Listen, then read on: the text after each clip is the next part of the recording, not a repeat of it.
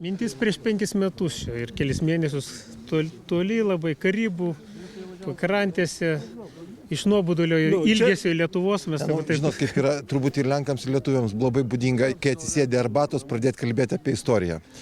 Nu ir vat, kažkaip iš kažkokio konteksto išlindo, kad kažką mes kontekste paminėjom ir paskui, o aš sakau, mano studija čia netoli Sariuose, 10 km nuo čia, sakau, vat, aš kažkaip reziduoju labai netoli jo gimtinės. Ir iškyla, o kodėl nėra visiškai Lietuvoje tokiom svarbiam, ryškiam žmogui jokio paminklinio ženklo? Ir nusprendėm, kad tai yra apsileidimas, kad mes turim tai padaryti. Mes pašnekėjome su šito dvaro savininku, jisai tarp kitko irgi buvo labai didelis entuziastas, pasakė taip, reikėtų, būtų labai gerai ir būtent, kad ne vien Juzefui, o ir Bronislavui taip pat, nes jisai iš kitos pusės, bet irgi labai ryški asmenybė, labai įdomus žmogus.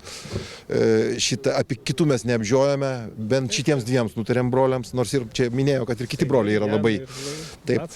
Bet mes pasirinkom šitos du kaip ryškiausius tos giminės atstovus ir pasišnekėjom su, bet žinokit, kadangi tai daroma visuomeniais pagrindais, tai yra visiškai mūsų lėšom. Tai šiek tiek užsitęsė. Tai užsitęsė.